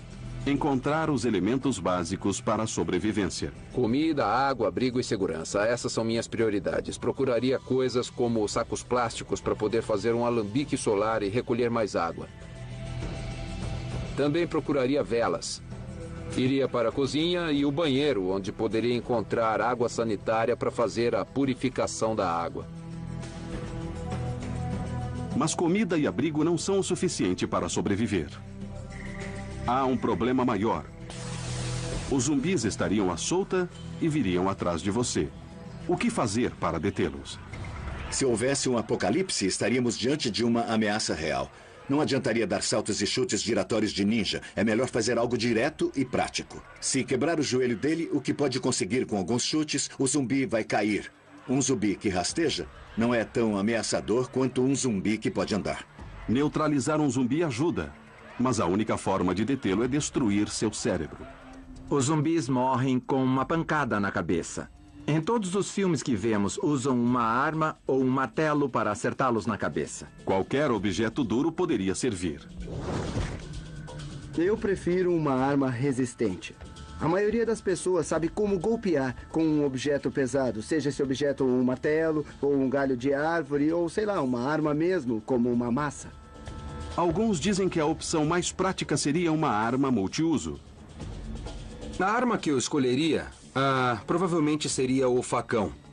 Porque é leve, poderia usá-lo para cortar lenha, para abrir trilha, e é uma arma de camponês. Eu digo às pessoas que querem armas extravagantes como espada samurai, que precisariam ser mesmo um samurai. Mas nem todos concordam que as armas brancas funcionariam. Conhecendo o crânio humano, só cansaria tentar matar todos eles. Embora seja senso comum de que se deve usar armas brancas porque não precisam de munição, também não podemos contar com isso. Outros ainda acreditam que nada substitui o poder de fogo, incluindo o especialista em armas de fogo, Kyle DeFore. A arma que escolheria para lidar com os mortos-vivos seria uma M4. Digo isso porque me permite ficar mais afastado. Mas qual arma seria melhor? Vejamos 4 armas de fogo disponíveis que poderiam ser usadas durante um apocalipse zumbi. A M4 ou a AR-15 é baseada na plataforma da M16, que entrou em serviço no final dos anos 50 e início dos anos 60. Os cartuchos comportam 30 projéteis. Há muito tipo de munição disponível. As desvantagens seriam um pouco mais difícil de esconder e a munição para essa arma pode ser difícil de encontrar. Para ameaças de zumbis que chegaram mais perto, o revólver é uma ótima opção, como essa pistola Target 22. As vantagens? Os projéteis são bem pequenos e podem ser encontrados em lojas de ferragens. Você pode carregar vários. As desvantagens? Ela só é boa a uma distância de 25 a 50 metros. E não atravessa nenhum tipo de barreira muito bem. O ponto do tiro é vital. Se você olhar bem aqui, a ferida de entrada do meu disparo foi nesse espaço bem acima do nariz. Aqui atrás podemos ver a ferida de saída, que não é tão feia, mas que ainda executa bem o trabalho. Outra arma popular é uma arma de 9 milímetros. Essa arma fica entre uma calibre 22 e uma calibre 12. Tem excelente penetração de barreira. É precisa e eficaz a cerca de 50 metros. Desvantagens? A 9 milímetros pode ser difícil de encontrar, a menos que esteja perto de uma área militar ou policial. Vejamos a espingarda Shotgun, como essa Remington 870. Elas existem há mais de 100 anos, disparam balas calibre 12 e são devastadoras de perto, em balística terminar e penetração de barreira. Uma ferida arrasadora. E aqui na parte de trás, vemos que causou uma destruição. O topo da medula foi destruído e a espinha do zumbi foi partida ao meio. Metade. Essa provavelmente é uma das melhores armas contra zumbis aqui. Qualquer que seja a arma escolhida, não se deve considerar apenas o poder de fogo quando se trata de combater zumbis. E se você estiver sozinho, sem ajuda de militares, sem trens de abastecimento, sem peças de reposição e nem munição? Ter a arma certa pode ajudar a proteger contra a ameaça de zumbis. Mas é mais difícil se preparar para os dilemas morais que enfrentaríamos. Num surto de zumbis, teríamos que enfrentar tremendas barreiras sociais, morais e religiosas. As pessoas vão querer entregar os filhos para o governo? Ou vão manter os filhos presos, amarrados num quarto, esperando que alguém encontre uma cura? Alguém vai mesmo deixar um vizinho atirar na cabeça da sua mãe? Se houver um desastre, queremos acreditar que temos o que é preciso para sobreviver. Queremos acreditar que podemos fazer tudo sozinhos. Mas podemos mesmo? Senhoras e senhores, o mundo mudou muito. O inimigo pode parecer um amigo ou um parente. Parada. Mas não são mais quem gostaríamos que fossem. Não se mexa, senhora! Apenas através de uma ação decisiva, vamos mandá-los de volta para as portas do inferno! Pelos Estados Unidos, muitos imaginam como seria um apocalipse zumbi. Até o governo americano voltou sua atenção para os zumbis. Em maio de 2011, o Centro de Controle de Doenças publicou um memorando oficial sobre como sobreviver a um apocalipse zumbi. Um senhor do CDC escreveu no blog oficial da instituição um artigo sobre preparação contra zumbis. Ele quis mostrar que se preparar para um apocalipse zumbi é exatamente como se preparar para todos os outros desastres de que falaram nos últimos 10 ou 15 anos. Quando me perguntaram sobre isso, eu disse que deveria haver uma força-tarefa contra zumbis. E que precisávamos de uma força criativa para fazer as pessoas pensarem em sua preparação. Os zumbis são a ameaça perfeita do século XXI.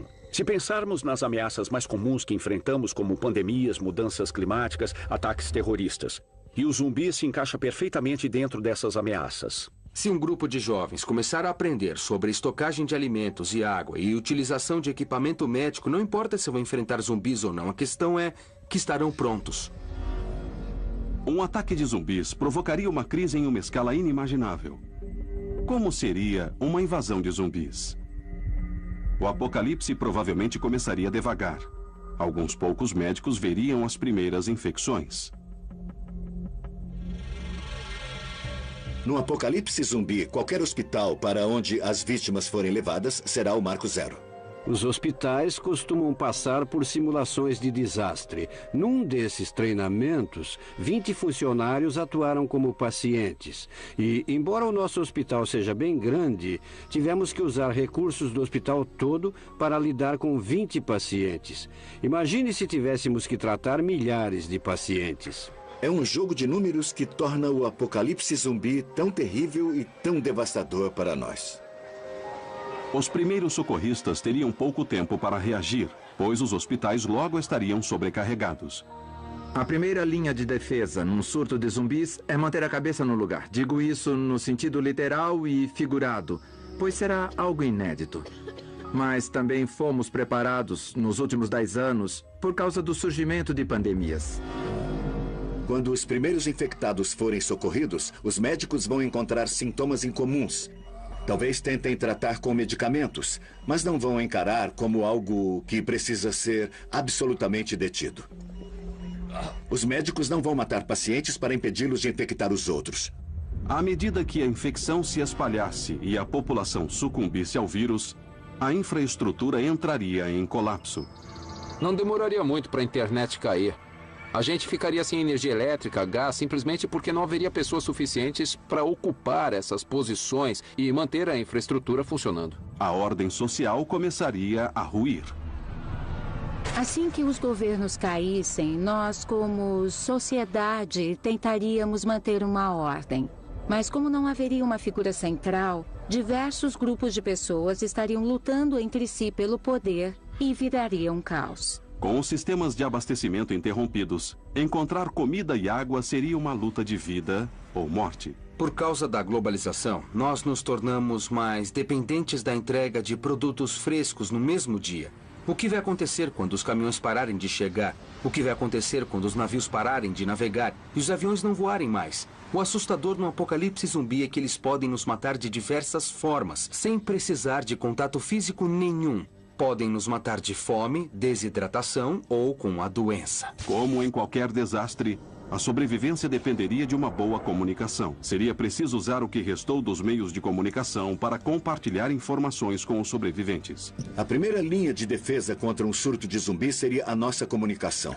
Se sobrevivêssemos e conseguíssemos entender a natureza da ameaça, então os nossos celulares e a internet seriam a nossa primeira linha de defesa. É bastante engraçado dizer que o Twitter talvez nos ajude no apocalipse. Mas pode muito bem ser que isso aconteça. A comunicação é essencial, mas não será suficiente. Os militares precisariam mobilizar seu arsenal para lutar contra a horda de zumbis. E enfrentar um exército de zumbis exigiria uma estratégia militar totalmente nova. Os exércitos modernos vão ter que repensar sua estratégia ao lidar com hordas de mortos-vivos. Vão ter que saber as táticas para enganar o inimigo. Acho que o exército moderno atiraria muito menos e escaparia muito mais se enfrentasse uma horda de zumbis. Se você disparar uma arma para matar um zumbi, poderia haver 10 mil na esquina que ouviriam o tiro. Mesmo com a nova estratégia, nenhum exército poderia vencer sozinho. Também dependeríamos da comunidade internacional para fechar as fronteiras e isolar o país infectado, impedindo a disseminação do vírus zumbi. Os germes não conhecem as fronteiras de um país nem entendem as políticas nacionais. Há um incentivo real para identificar rapidamente o que está acontecendo e compartilhar essa informação. Você teria a ajuda de outros países para cuidar de seu surto e receberia informações adicionais para tentar compreender como se livrar do surto. Pandemias anteriores nos mostraram que a comunicação aberta entre governos e cidadãos é vital para impedir um surto mortal. Os regimes autoritários são muito relutantes em admitir que tem um problema. Em 2003, quando a epidemia de SARS começou na China, o país ocultou informações que eram vitais para o resto do mundo. Eles aprenderam que a disposição de liberar apenas determinadas informações era mais perigoso, não menos. Tiveram que se abrir e buscar o apoio de outros países para ajudar a si mesmos. O surto de SARS foi um alerta para a comunidade mundial. E hoje em dia é muito menos provável que os países escondam o que está realmente acontecendo. Podemos depender do governo para nos salvar da aniquilação total? A história recente tem mostrado que os governos podem não ser de muita ajuda em grandes catástrofes. O Katrina nos mostrou como seria um apocalipse zumbi com um colapso completo do sistema em todos os níveis. Do presidente ao departamento de polícia de Nova Orleans. Nós vimos uma cidade se desintegrar dia após dia, após dia. As pessoas tiveram que subir no telhado das casas, segurar cartazes, gritar por ajuda. Exatamente o que veríamos num surto de zumbis. As lições aprendidas após eventos como o Katrina ajudaram os governos de todo o mundo a repensar suas estratégias durante desastres. Mas em um apocalipse zumbi, talvez nem seus melhores esforços sejam o suficiente.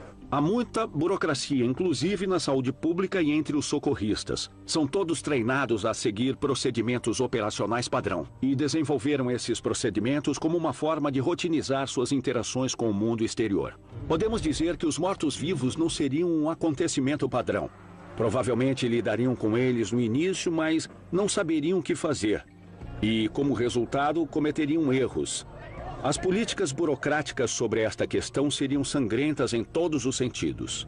Se não podemos contar com o governo para nos salvar e não podemos salvar a nós mesmos, o que faremos? Como combater um zumbi? O erro que muitas pessoas cometem é se preocupar apenas com a boca do zumbi e não entendem que há duas mãos estendidas tentando agarrar você também. Esse triângulo que é formado pela boca e as duas mãos é o que eu chamo de funil fatal. Mas não é nada difícil evitar esse funil fatal ao se desviar e ficar de olho nas mãos. Agarre a garganta, prenda a perna e empurre a cabeça. Agora, se a cabeça cair, o corpo cai. Então, dessa forma, você poderá fugir ou acabar com ele dando um pisão na cabeça. Os zumbis invadiram e a devastação foi total. Uma nova geração surge para reconstruir tudo. A geração Z.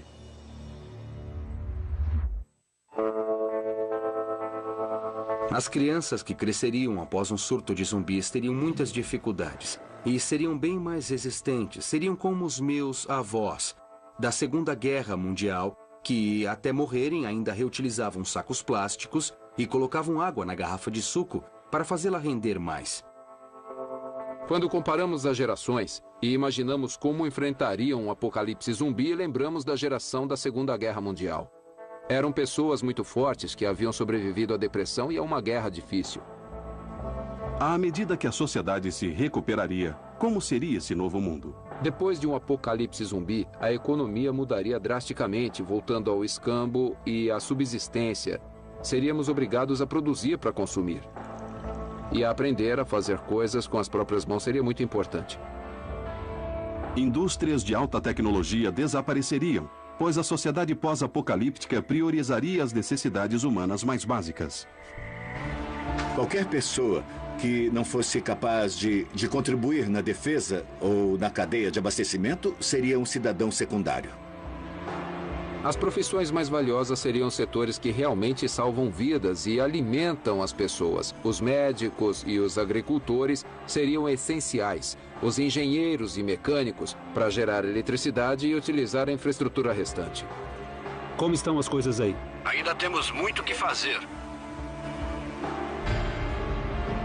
Após um desastre de grande escala, alguns deixariam de se preocupar com o bem comum e resolveriam as coisas com suas próprias mãos.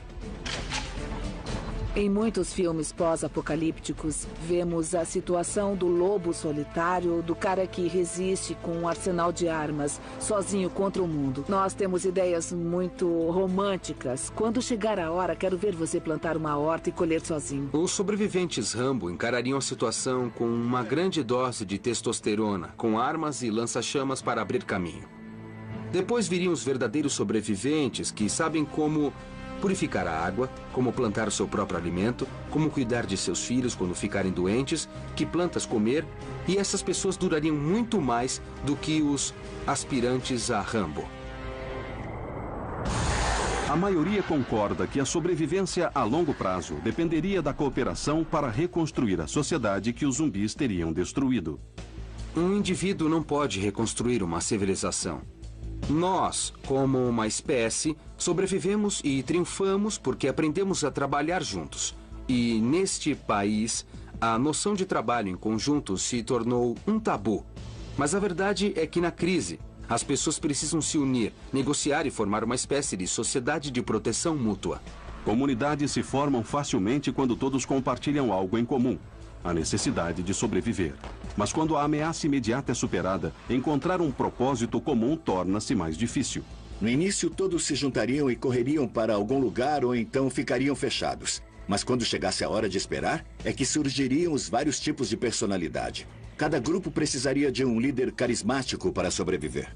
Se não sobrevivêssemos a um apocalipse zumbi, talvez a culpa não fosse tanto dos zumbis, mas principalmente nossa. Nós nos atacamos um ao outro quando nossas esperanças se acabam. Já vimos vários incidentes em que a sociedade se perdeu. Se há uma forma de perdermos essa luta, com certeza é esta. Os zumbis não são a única coisa a temer. Devemos ter medo do que os homens são capazes de fazer quando estão com medo.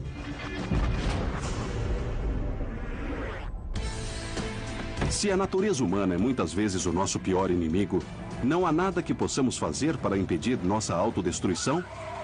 Em St. Louis, Missouri, um grupo já está agindo. O Zumbi Squad. O Zumbi Squad começou com um grupo de amigos que gostavam de filmes de zumbis e que achavam que sobreviveriam melhor do que os personagens. Até que se transformou numa discussão sobre as habilidades necessárias para sobreviver. A passagem do Zumbi Squad é simples. O modelo de sobrevivência do lobo solitário não funciona. Para superar um grande desastre, é preciso haver uma comunidade. Vamos para aquele lado. É muito melhor ter um grupo de pessoas ao seu redor, seus amigos, pessoas com quem você trabalha bem e com quem tem um bom relacionamento. O grupo não foi criado para destruir zumbis, pois também recolhe alimentos enlatados e faz campanha de doação de sangue para a Cruz Vermelha. Nos divertimos, saímos e causamos. Mas, ao mesmo tempo, chamamos a atenção das pessoas. Para se construir uma comunidade, é preciso conhecer os vizinhos. Se você já tem um conhecido, terá uma chance melhor de sobreviver. No início, nem todos conseguem levar o Zumbi Squad a sério, incluindo os membros do governo local. Eu pensei, por que estão vestidos como zumbis? É dia das bruxas? Mas o treinamento do Zombie Squad oferece um excelente material de apoio. Eles nos mostraram como podemos construir uma comunidade de diferentes maneiras. Nós acreditamos que se você se preparar para os zumbis, um tornado não é grande coisa. Você pode se preparar para um terremoto. Os responsáveis pelo salvamento em caso de catástrofe começaram a levar o Zumbi Squad a sério. Os membros do Zumbi Squad nos ajudaram com o treinamento do esquadrão regional. Eles atuaram como suspeitos e vítimas. Quanto maior o nível de estresse no treino, melhor vão reagir no mundo real. Então, quanto mais realista, melhor. O que começou como uma comunidade online em St. Louis se tornou uma organização mundial com 28 filiais e 20 mil membros ativos. Há escritores, produtores de cinema, cientistas, físicos nucleares, militares, e todos estão se unindo para criar uma grande fonte de informações. Nem todos que se juntam ao Zumbi Squad acreditam que um apocalipse zumbi está prestes a surgir. Mas todos acreditam que precisamos estar preparados para a próxima catástrofe, seja ela qual for. E se os mortos retornarem, bem, talvez grupos como o Zumbi Squad favoreçam a humanidade. Espero que em tempos de crise muitas pessoas demonstrem suas melhores qualidades, pois elas é que vão se levantar e enfrentar os zumbis ou outros predadores humanos. Se houver um número suficiente de pessoas nessas condições, nós conseguiremos contra-atacar e sobreviver. Os zumbis podem representar a maior ameaça para a civilização que podemos imaginar. Mas se nos prepararmos para o impensável, estaremos prontos para o inevitável. Será que vamos ouvir os alertas da história? Ou estamos condenados a um destino pior que a morte?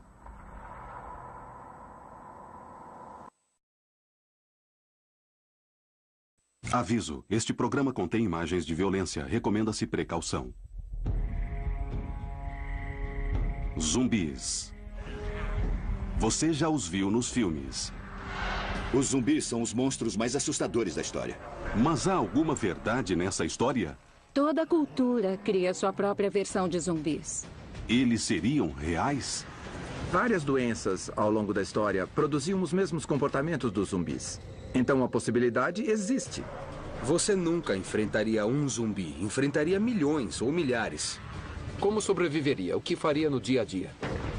Destrói completamente. A espinha do zumbi se parte ao meio.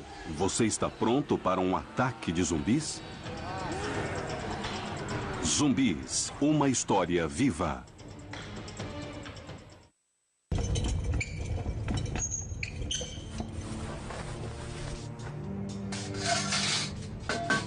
A morte é o maior temor do homem. Mas há algo ainda mais aterrorizante. Quando os mortos voltam à vida e se tornam nosso pior pesadelo. Um zumbi.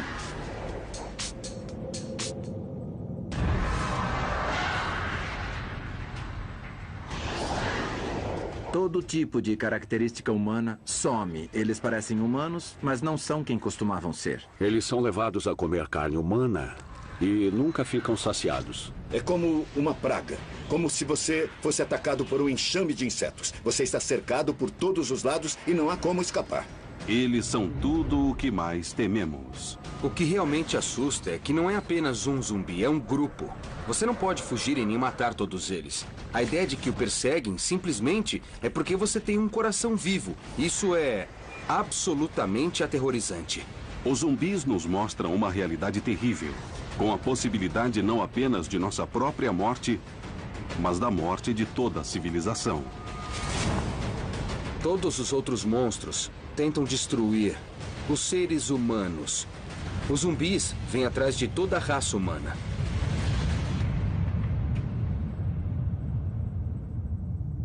Para entender os zumbis, é preciso saber de onde eles vêm. O zumbi moderno vem de um filme de 1968 do então desconhecido diretor americano George Romero, chamado A Noite dos Mortos-Vivos. O que George Romero fez foi reescrever o livro dos zumbis, transformando-os em criaturas apocalípticas. Ele queria um monstro que não tivesse uma definição. Então criou uma criatura que não tivesse uma explicação específica para a sua origem. A visão de Romero... O Ghoul é um demônio feminino. Na maioria das vezes era um demônio de uma mulher. Era alguém que caíra em desgraça ou que vivera uma vida pecaminosa. Em algumas lendas mais antigas, o demônio era uma prostituta. Elas se escondiam no deserto e chamavam as pessoas como as sereias. Então voltavam ao seu estado natural, que era um monstro devorador horrível.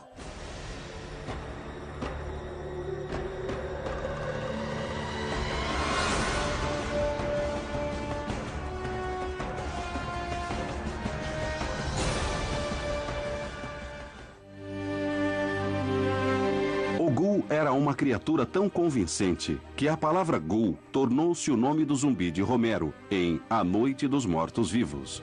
Mas o ancestral mais temível do zumbi veio da Escandinávia, um viking morto-vivo que tinha um apetite insaciável por carne humana, chamado Drogur.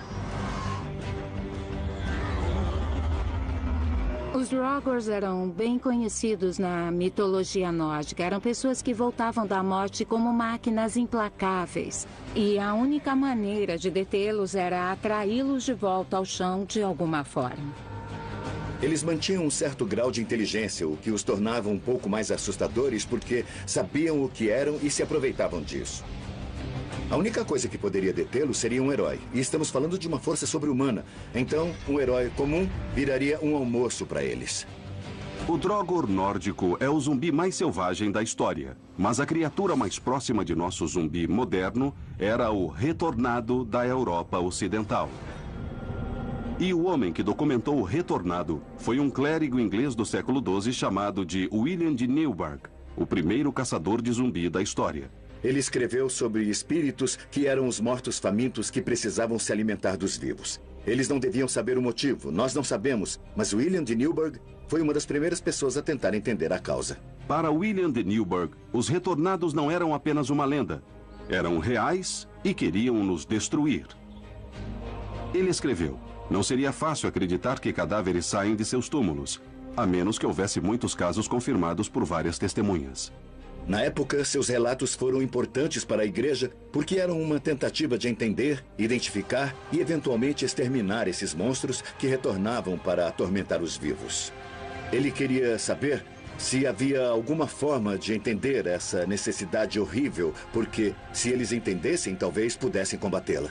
Os retornados de William de Newburgh são parte de uma tradição de zumbis que abrange muitas civilizações ao longo de milhares de anos. Mas eles estão de volta e agora nos aterrorizam mais do que nunca. Na história, quando as sociedades enfrentavam uma ameaça desconhecida e não sabiam como lidar com aquilo, a ideia de que os mortos voltavam para atacar os vivos se tornou muito popular. Muitos acreditam que a civilização está mais perto do que nunca do colapso total. Sentimos que o fim do mundo está chegando.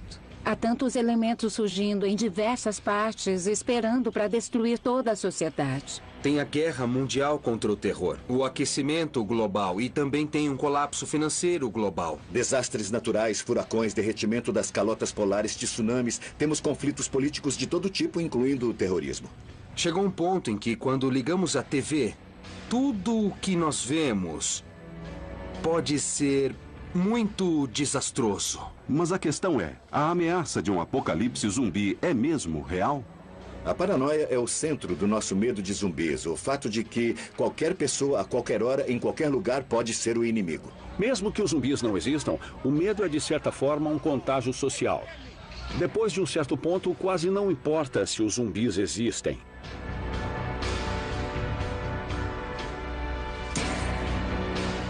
A nossa sobrevivência como espécie pode estar em risco, pois os zumbis voltaram e estão mais perto do que você imagina.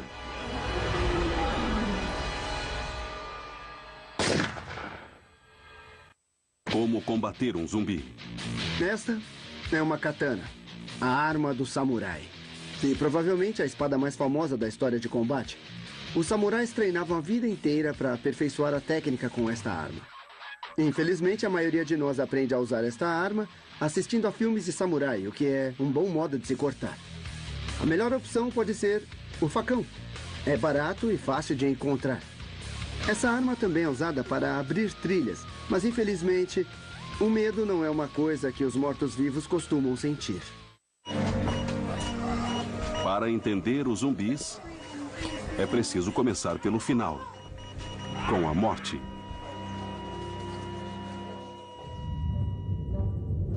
Porque a morte é o nosso maior temor. Mas tememos ainda mais que os mortos voltem. Não importa onde você esteja, nem sua cultura ou de que período seja, todos nós entendemos a morte. Todo mundo morre, todo mundo vai morrer e todos nós temos medo da morte. E nosso medo dos mortos é muito prático, porque os cadáveres são prejudiciais à saúde. O que acontece com os corpos depois que morrem não é nenhum mistério. Cadáveres expostos ao ambiente podem contaminar o sistema de água e vários tipos de doenças podem surgir por conta disso. O corpo de uma pessoa pode ser dividido em mais de 400 diferentes tipos de produtos químicos, alguns dos quais são muito aromáticos. Talvez já tenha ouvido falar do cheiro da morte. É um cheiro que nunca se esquece. Dada a realidade grotesca dos cadáveres, os seres humanos aprenderam a se desfazer rapidamente de seus mortos. Um dos primeiros exemplos de enterro da história foi encontrado em Ponteneud Cave, no país de Gales, onde restos mortais foram sepultados há mais de 225 mil anos. Nós começamos a enterrar os mortos com um certo grau de cuidado, respeitando o fato de que estavam vivos e também respeitando o seu potencial como ameaça aos vivos. E essa foi a base da civilização. As civilizações desenvolveram rituais fúnebres para oferecer um tratamento adequado aos mortos e para garantir que não voltariam. Túmulos subterrâneos com um enterro em caixões fechados e lacrados eram uma forma de garantir que os mortos ficariam com os mortos e não voltariam para nós de uma forma que não gostaríamos. Em 2009, arqueólogos desenterraram na Irlanda os esqueletos de 2 homens que datam do século VIII. Mas eles não foram apenas enterrados. Foram encontrados com pedras em suas bocas. Arqueólogos especulam que tenham sido enterrados assim para impedi-los de se alimentar dos vivos. Em muitas crenças, costumavam colocar um tijolo na boca para evitar que o cadáver mordesse, pois impedi-lo de usar a sua principal arma era crucial. Ao longo da história, muitas culturas encararam seriamente a possibilidade dos mortos retornarem. Os gregos antigos acreditavam tanto que inventaram uma palavra para isso: machalismos. A antiga palavra grega machalismo significa mutilar o corpo para que ele não volte dos mortos. Às vezes removiam os órgãos internos, coração, fígado, cérebro, algo que impedia a função vital do corpo. Muitos desses rituais permaneceram e também foram passados de uma cultura para outra. Os chineses temiam tantos os mortos-vivos que preferiam não se arriscar e amarravam todo o corpo durante a preparação para o enterro. Se um corpo fosse enterrado de acordo com o costume chinês, ele seria amarrado para que não pudesse se mover. E muitas vezes poderia ser preso ao próprio caixão. A ideia era trancá-lo no caixão que o acompanharia até o outro mundo. As amarras, se feitas corretamente, mantinham o corpo dentro do caixão e, se o menor erro fosse cometido, surgiria um monstro, que só poderia ser detido por uma combinação de ritual, magia e força. O fim da civilização com o apocalipse zumbi representava o medo dos americanos em 1968. O que começou como um filme de terror de baixo orçamento tornou-se um sucesso internacional. Hoje, os zumbis de Romero continuam a voltar da morte em números cada vez maiores. Mais da metade dos filmes de zumbis foram feitos após 11 de setembro de 2001. Eles estão crescendo no cinema, na literatura, nos videogames. Por toda parte tem zumbis. Faz parte da cultura pop. Mas Romero não inventou o zumbi. Essa criatura existe desde que o homem vive na Terra. Os zumbis apareceram pela primeira vez em uma das primeiras obras da literatura, a Epopeia de Gilgamesh. Numa das obras conhecidas mais antigas, a Epopeia de Gilgamesh, Ishtar diz: "Vou levantar os mortos e eles vão comer os vivos. Os mortos vão superar os vivos." Parece um apocalipse zumbi. A palavra zumbi significa cadáver reanimado e vem do voodoo haitiano, que tem suas raízes na África Ocidental. Historicamente, o zumbi está enraizado na religião voodoo. E é alguém cuja mente é controlada por outra pessoa, é como um escravo. O zumbi do voodoo, que se originou na África e foi para o Haiti, é muito diferente do zumbi de Romero. A palavra zumbi tecnicamente se refere ao zumbi tradicional do voodoo haitiano.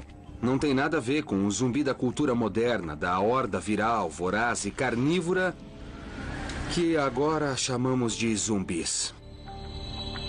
Mas várias outras grandes civilizações temiam criaturas que podiam voltar da morte, como os zumbis. Na China, os mortos-vivos são chamados Jiangshi. O Jiangshi é um monstro fascinante e terrível do folclore chinês. É um fantasma faminto que retorna para devorar os vivos. Esse fantasma volta para atacar não só os vivos, mas a própria família, como um castigo por não ter sido devidamente sepultado. Como muitas culturas, os chineses realizam rituais de sepultamento para garantir a passagem segura do morto para o outro mundo, para que este não volte e ameace os vivos. Num sepultamento incorreto, o espírito não consegue seguir em frente. Ele permanece aqui atormentado, então procura se vingar daqueles que deveriam lhe dar um sepultamento decente. Como o nosso zumbi, o Jiangshi ataca os vivos de forma implacável e aterrorizante. É muito difícil detê-lo. Ele tem uma raiva justa a seu favor, por assim dizer. Enquanto o zumbi chinês volta para castigar os vivos, no folclore árabe, tornar-se um zumbi era a punição por se ter uma vida imoral. Esse zumbi era chamado de Ghoul.